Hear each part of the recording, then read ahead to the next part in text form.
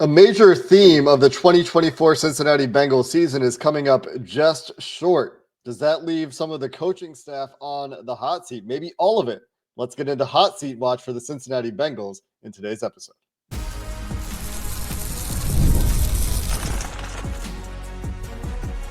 You are Locked On Bengals, your daily Cincinnati Bengals podcast.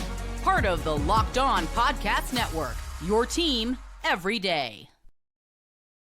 What up, Bengals fans, and welcome to another episode of the Locked On Bengals podcast. I'm your host, Jake Liscow. He's your host, James Rapien. We are part of the Locked On Podcast Network here on Locked On Bengals, covering your team every day on YouTube and everywhere you get your podcast. So if you're new to the show and you're not already an everydayer, shout out to the everydayers. You're not already someone who makes us their first listen, shout out to that group as well.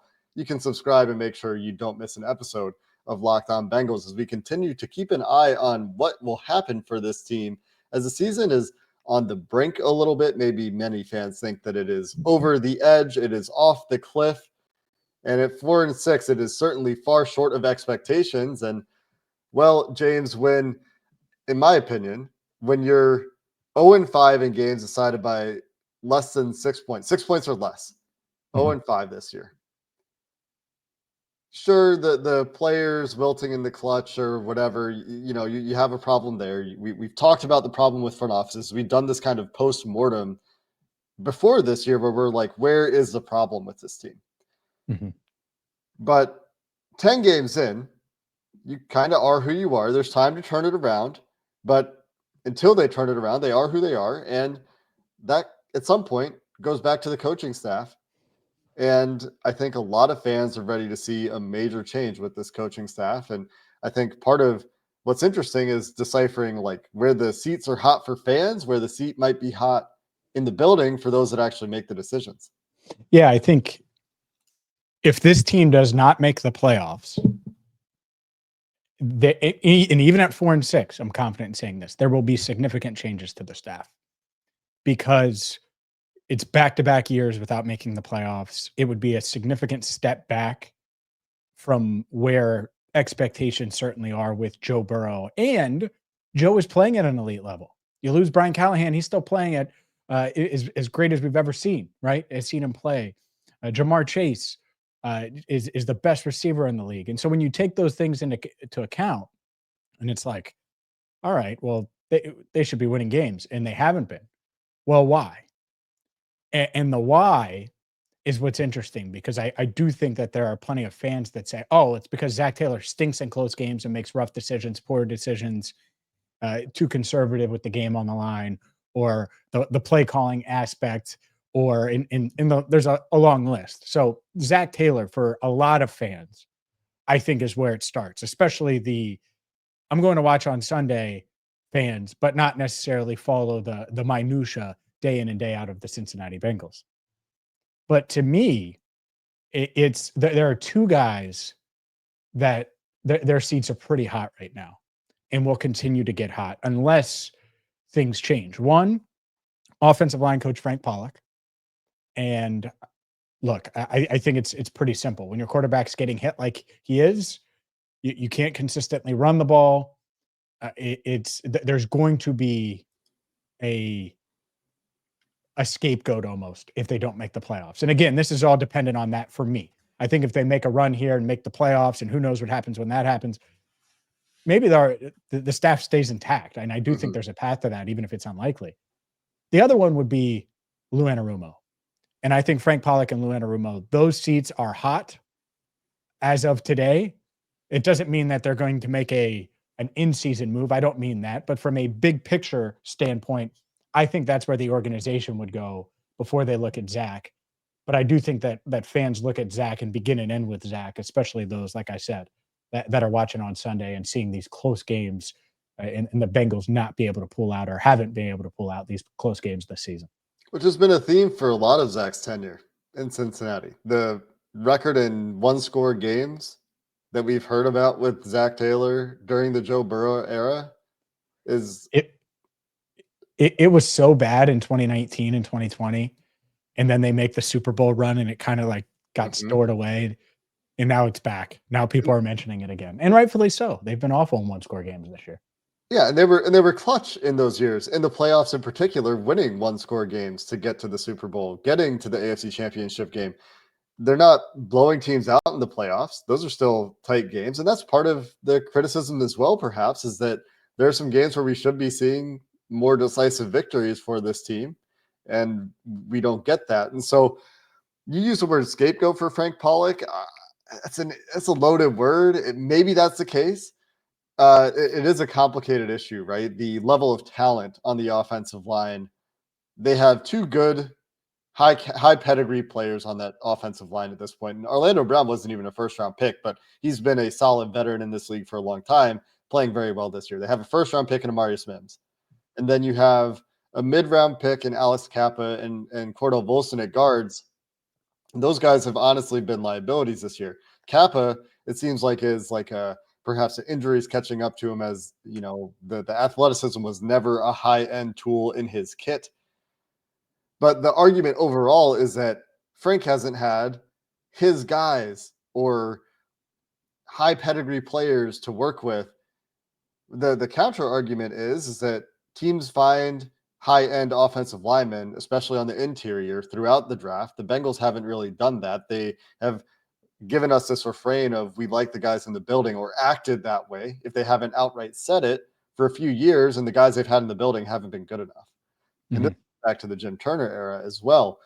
And there hasn't been noticeable improvement or consistent enough improvement from Jim Turner to Frank Pollack. And Jim Turner, things were glaringly obvious how bad that was. So when you're looking beyond Taylor, and I think we can probably spend more time on Taylor, especially I think there's probably a bigger gap there between decision makers and fans on Taylor, which probably will upset people. But that's where the offensive issues are glaring to me. It's offensive line. From a coaching perspective, from a talent development perspective, and it goes back to the front office and the players they've selected, sure, but they're just kind of over in getting any development there that isn't a veteran. Their best players continue to be veterans. Amarius Mims, very promising, but he's a first-round pick. You would expect him to be promising. And it's not like he's played lights out. He's played like a rookie first-round pick offensive tackle, which is fine. I think Mims has been fine. But where's the feather in the cap for Frank Pollack would be my question. It would be like adjusting the run game to get it to be efficient a couple of years when they needed to make wholesale changes. That's the strongest argument in his favor, no? I mean, the strongest argument in his favor is they haven't even drafted offensive linemen that he can develop. Yeah, and I mentioned that. I mean, but that's it. It's like, all right, well, develop Alex Kappa. Well, you mentioned it. He's limited athletically. Like, I think they've gotten a lot out of Ted Karras since signing him. If you would have told me the day they signed him that he would play at the level that he's played at, I think everybody takes that. Cordell Volson, were you expecting, like when they drafted Cordell Volson, probably 98% of our listeners didn't know who he was, probably maybe higher. And so is it shocking that he's not a guy that you're looking at like, oh, well, he's a 10-year starter? I don't know. I think that's interesting, but that's why I said scapegoat is it's like, okay, well, maybe it is his fault. Maybe Frank sucks, but it's Matt Lee and Amarius Mims this year. The year prior to that, it's Cordell Volson, and I'm naming their draft picks. The year prior to that, it's Jackson Carman. Everyone knew he sucked the moment he got drafted. And Deontay Smith, who was by far a project. I don't really know why they went that route. And I like Deontay as a human, but it was a project from the jump. So it's tough. That's why I use the word scapegoat. But it doesn't mean that a change doesn't need to be made. And if they miss the playoffs with Joe playing at this level and Jabbar playing at this level, I think changes do need to be made, period. And so that's where I'm at. And we can dive more into Zac, certainly, and how it ties to Frank, and then dive into Lou, because I do think that there's a lot with Lou in this defense and the situation. It's the entire defensive staff. Yeah. I think the thing on Frank is just like, we don't know where the division of responsibility lies between Frank and front office. And that's what makes it hard to untangle the scapegoat versus rightful anger. You know what I mean? I don't think Frank wanted Jackson Carman. No, I'll I mean, say that that. one's obvious, but there's Mhm. plenty of others, and liking our own guys and rolling Cody Ford out there. And is that the front office? Is that significant Frank input? I don't know. Exactly. Right. Well, who would you want him to roll out there? And is he saying we're good with Cody, or is the front office like, no, that's who we have? I agree with that, and I think that's the dynamic that's interesting there. But let's continue this conversation. Plenty more to discuss when it comes to the offense and the entire defensive staff. We will do that coming up next.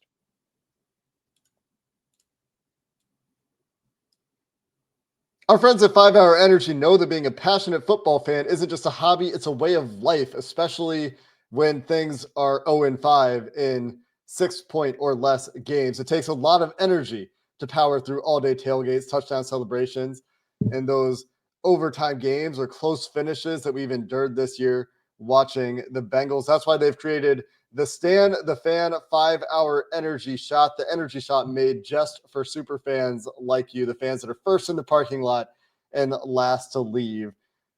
They got you.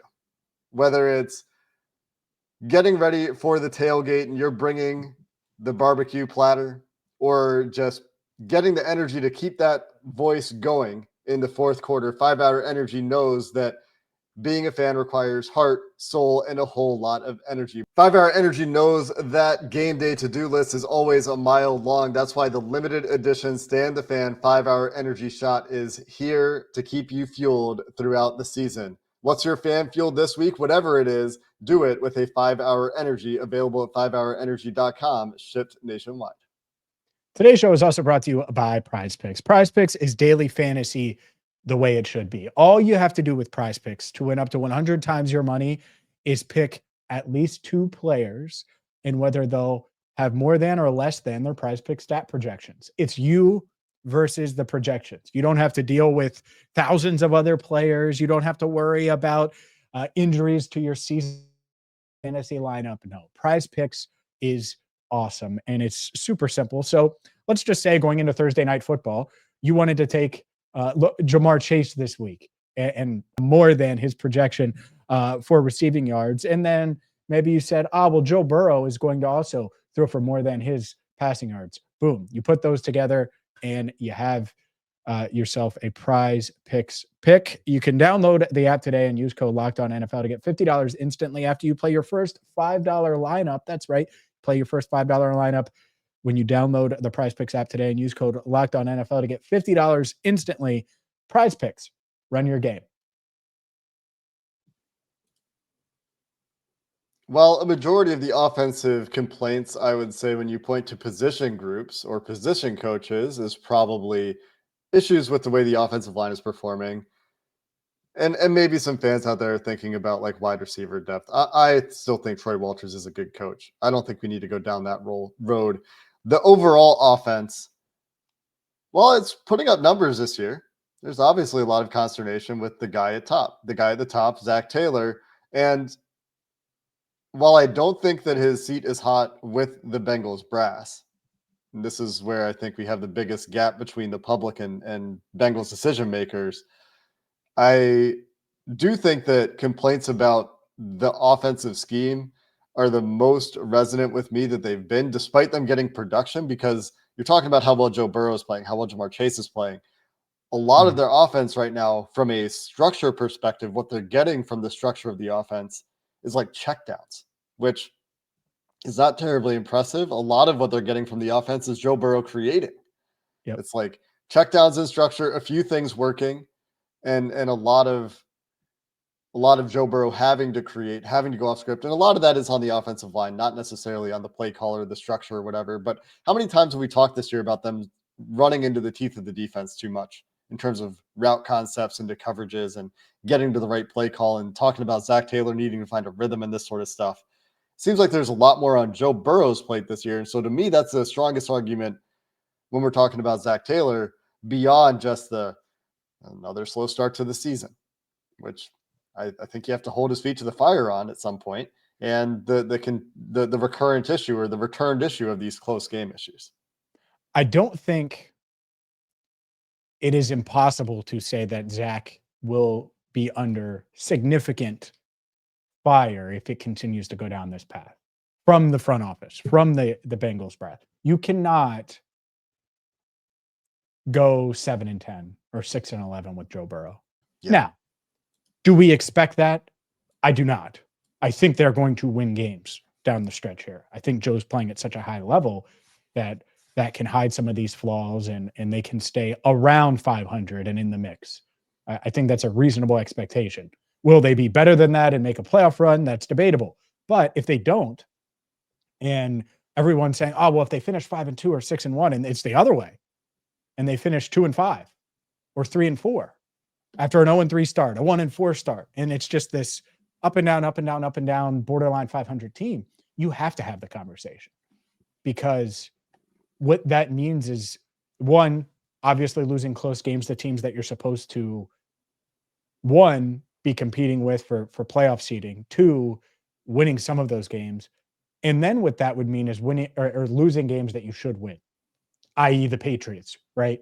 i.e. Tennessee in a few weeks. So those would just be a couple of examples. So I don't want to completely dismiss this idea. I don't think they're there yet, but Zach should feel pressure. I'm sure he does. You have to start winning. It's wild to think, and I keep coming back to this, that Joe and Jamar are doing Joe and Jamar things, and that's who's doing it. Like, there's not a quarterback in the league that is being asked to do more than Joe Burrow right now. Not one, for their team and for their offense and what he has to do. You're right, out of structure, and the hits he took the other night to try to guide this team. I mean, it really is Joe and Jamar. With no T, I don't have confidence in any of the other receivers consistently. And people may debate that. Go debate a wall. I like Andre. That hasn't happened. Jermaine hasn't happened. Charlie's hurt. T's hurt. And so it to me, it's like, all right, well, can you find something?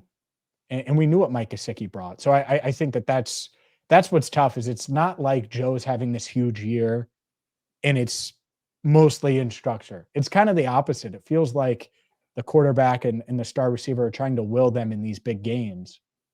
And it's just, it hasn't been enough. And I think part of that is coaching. And so if that continues, I do think that Zach will not just be under pressure to win, but that seat could warm up in the winter months here in Cincinnati. And it's not like this is a new criticism. It's new for us to talk about it this much, because I don't think it's been as significant as it's been stated by some of the national level pundits on various websites in the past. But you've heard this from national level pundits in the past, that the offense is asking too much of Joe Burrow, that it schematically doesn't create enough. And this year is just, to me, much more consistently been that way, much more obvious perhaps that it's that way with the level that Joe's creating outside of structure in the last few weeks especially. And it just starts to feel like there could be momentum there. And you make a really good point that, like, right now, who's really on the hot seat? I think it's on the defensive side of the ball more than anything. And we haven't even gotten there yet. We will go there in just a second here. But the offensive side of the ball, I think, especially for Zach, is so contingent on what happens the rest of the year, because the offense has been overall producing at a high level. So from the Bengals brass decision maker perspective, like, yeah, Zach isn't just the offense. He's also your head coach. So at some point he's accountable for everything happening with the team. Right. But if you look at it from the offensive side of things, you're the Bengals front office, you're probably looking at saying, well, the offense is still scoring points. They're still, one of the top 5, 6, 7, whatever offenses in the league by whatever metrics they like to look at. So it is a little bit harder on that side of the ball, despite the fact that, like, that's the side of the ball that needs to be winning you games. And it's just a lot of pressure, right? We've talked about this, and Joe's talked about this all year, the need for him to be playing near perfect ball. And he's playing near perfect ball. It's just not quite perfect. And that's what's been needed more than near perfect this year. And a lot of that is because of what's happening on the defensive side of the ball. And I think that is what we need to discuss here, because that's where I think there's a lot more heat. We'll do that coming up next. Nothing delivers comfort and joy quite like the unrivaled quality and taste of Omaha Steaks. This year, you can skip the holiday hustle and bustle and save 50% off gourmet gifts site-wide at omahasteaks.com. Plus, get a $30 reward card when you shop early and score an extra $30 off with promo code NFL. With 5 generations of experience, they consistently deliver the world's best steak experience, and the giving experts at Omaha Steaks have made it easy to deliver the perfect gift with thoughtfully curated gift packages starting at $89.99. From legendary steaks to mouthwatering desserts and more, save 50% off site-wide at omahasteaks.com. Plus, our listeners get that extra $30 off with promo code NFL and a $30 reward card when you shop early. That's 50% off at omahasteaks.com and an extra $30 off with promo code NFL. Minimum purchase may apply. Today's show is also brought to you by FanDuel, America's #1 sports book. And you got to get ready to tackle the NFL action in a must-win game. It's Bengals, it's Chargers, Sunday night football next week, week 11. And it's crazy. But the Bengals, shocker, underdogs, 1.5-point underdogs going up against the Chargers team that we don't know as we record this what they've done in week 10 for better or worse. So that line could move.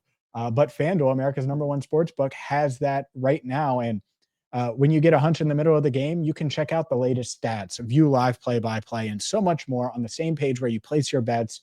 All you have to do is visit FanDuel.com to join today, where you'll get started with $150 in bonus bets if you win your first $5 bet. That's FanDuel.com, an official sportsbook partner of the NFL.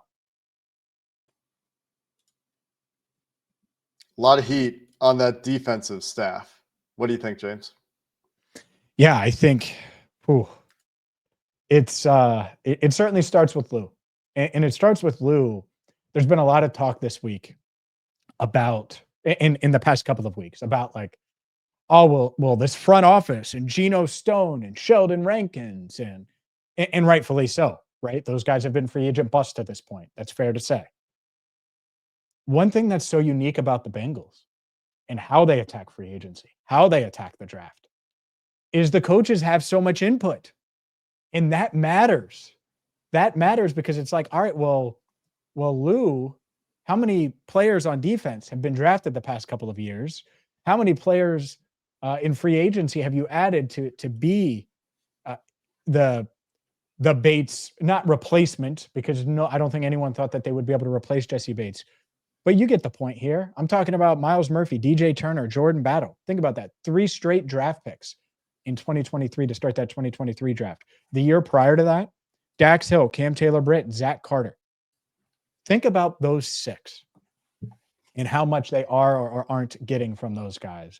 Cam Taylor-Britt has regressed this year, and Dax Hill would be the best out of that group, which if I would have said that last year at this time, I would have gotten laughed out of the room. And yet that's who, before his injury, he was easily the best out of that group. So it's wild to say, because we're talking about mad scientist Lou. Feels like yesterday. It doesn't feel like that long ago. And yet I look at this defense and I do think that seat is pretty warm right now, because this defense has been rough, whether it's the free agent additions, their draft picks, or guys that have just regressed that have been here for quite some time. Yeah, it's the draft picks, it's the development of those draft picks, it's in-game failures, and that's what makes me look top to bottom on the defensive side of the ball. I don't think there's a single coach on the defensive staff that should be feeling particularly secure at this point. It's not like there's a position group that's like, oh yeah, the defense has been bad, but the X position group, the cornerbacks, for example, I mean, there isn't one, but the cornerbacks have been fine. So cornerbacks coach should be fine. No, it's every single spot on this defense has a potential position coaching issue from a development perspective or an in-game execution perspective or whatever it is.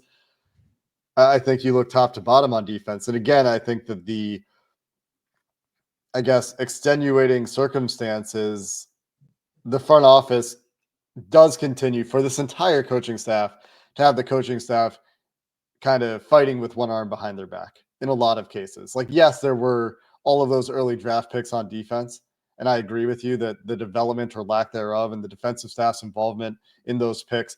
But it's similar to what we talked about with Frank, right? Like, how much was that the front office? How much was that lockstep with Lou? It's a fair question, I think. We don't know exactly, but it's probably something you would assume that the entire defensive staff would have more input there for all of those premium picks and be on the same page, perhaps, than the Jackson Carman pick. But have they done enough at any point, right, in free agency? Have they brought in that extra piece that we've discussed at corner, at defensive line, at defensive tackle? Have they made the right choices at safety? How much of that is the coaching input? How much of that is front office?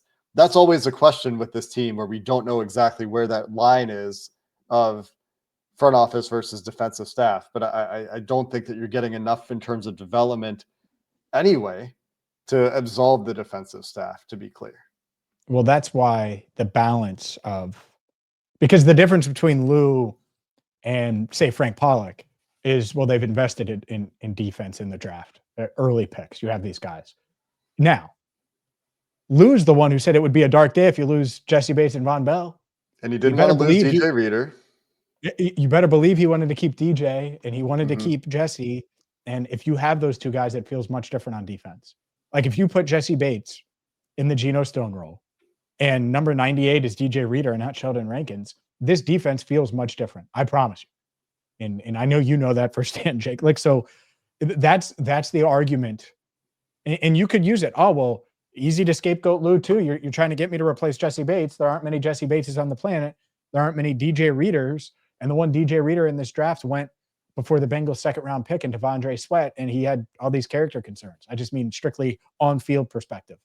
And so I get it. Like that would be Lou's case.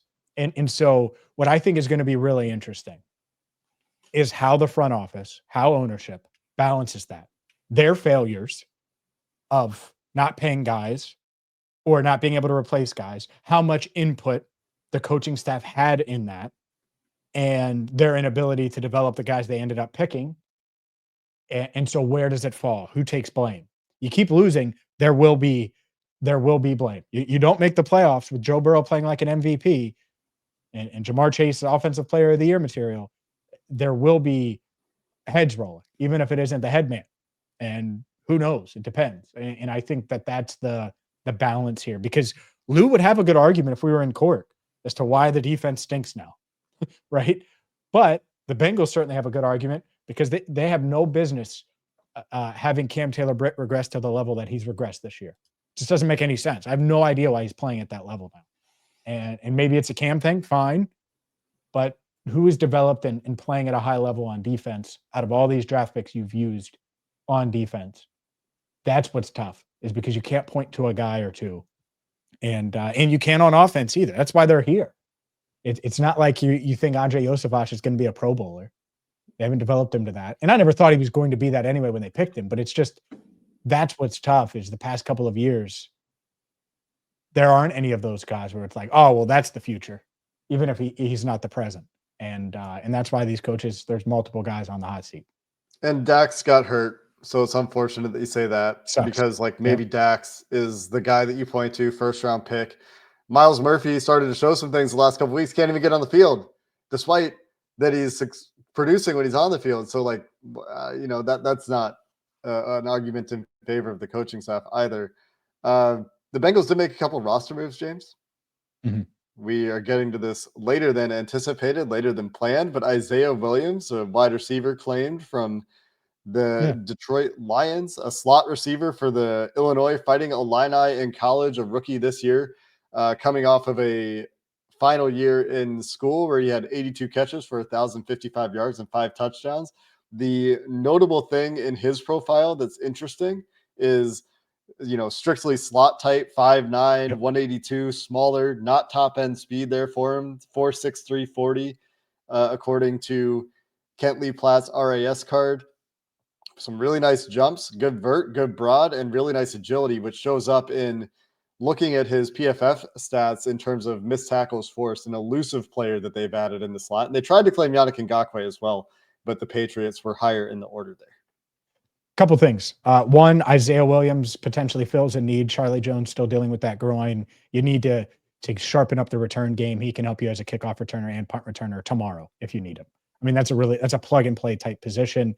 Had 2 catches for the Lions this year. You mentioned it, undrafted free agent. But to me, it's like, okay, well, let's see. Maybe he's your slot guy. Who knows, right? The agility is what you look for in these slot receivers, especially if they're smaller. And he has the agility that you're looking for and the explosiveness. So we'll see. But I like the move. And this does not get in the way. They're not getting in the way of claiming Yannick Ngakoue. It's not like fantasy football where you lose waiver priority if you claim one guy. They tried to claim Yannick Ngakoue. The Patriots stink, and even though they beat the Bengals, so they're higher on the waiver priority list. Here's what's annoying about this, Jake. They could have just signed Yannick Ngakoue 5 weeks ago, 6 weeks ago. He played in 5 games for the Ravens. And we've talked about defensive line depth for a long time. Nothing's changed. Myles Murphy's healthy now. Wasn't healthy when Ngakoue signed with Baltimore. If you want him now, why wouldn't you have wanted him 6 weeks? Like, what have you learned now that you didn't know 6 weeks ago? I just, to me, that's what's annoying about Yannick Ngakoue. But I do think that Isaiah Williams, by the way, former Chase Brown teammate, I do think he can help. And I do think he could give them a little juice as a returner, minimum. And who knows, maybe he works his way on the field as a slot receiver at some point. We'll see with that. I would say, like, I'm not going to say that I think he can be like a significant contributor without having seen him at all. But there are some traits there that you like in terms of the ability to make guys miss. He's a type of player they don't really have at receiver, the agility, smaller guy. So adding just a player in that mold is interesting for this team. And we'll see how or if he can contribute. But undrafted free agent, mid-season waiver claim, like it's tough to have too high of expectations there. You know what I mean? But can he help in the return game where they're like terrible right now and need something better than Trenton Irwin running backwards on punt returns? It's not a terribly high bar. That's my expectation, right? Is like maybe you're looking at him returning kicks along with Charlie Jones when Charlie Jones comes back, or he fills in until Charlie comes back, because I do think Charlie's probably going to miss at least one more game. 2-time captain at Illinois, Isaiah Williams. And we had some pro day connection with him in the Bengals pre-draft this year. So there was some interest there, I think, with him pre-draft, as you'd expect with a rookie that they're acquiring mid-year. They certainly did their homework on him in the pre-draft process. Last point on Ngakoue, it ties right back into what we were talking about as the alleviating factor when you're looking to blame the coaching staff on defense. Like, why didn't they just make the Ngakoue and Calais Campbell moves when they could have? You know what I mean? It's those one more move that we're talking about in the offseason where we're like, they're not done yet. They should have money. There should be one more obvious move. And then they didn't make that one more obvious move this year or last year. Mekhi Becton. Yeah. You brought him in. He's playing guard for the Eagles. Like, wouldn't it be nice now to have Mekhi Becton and not Cody Ford? Or just Mekhi Becton and not Alex Kappa, to be honest. Sure. And, that's a brutal shot to throw at the end of the show here. But I think that's reality as well. Mekhi Becton playing pretty well for the Eagles, who, to be fair, best offensive line coach in the league, probably in Philly. Really good situation there for offensive linemen. But those couple waiver claims there. We'll see what happens with Isaiah Williams, a wide receiver. Got some return experience in college as well. And a little bit frustrating to come up short on the waiver claim for Ngakoue for the reasons we've discussed. But that's going to do it for this episode of the Locked On Bengals podcast. Time to look forward to the outlook for this team going forward this week. We'll have a chance, most likely, to do that, barring other news. Until then, thanks for listening to this episode of the Locked On Bengals podcast. Hoo day, and have a good one.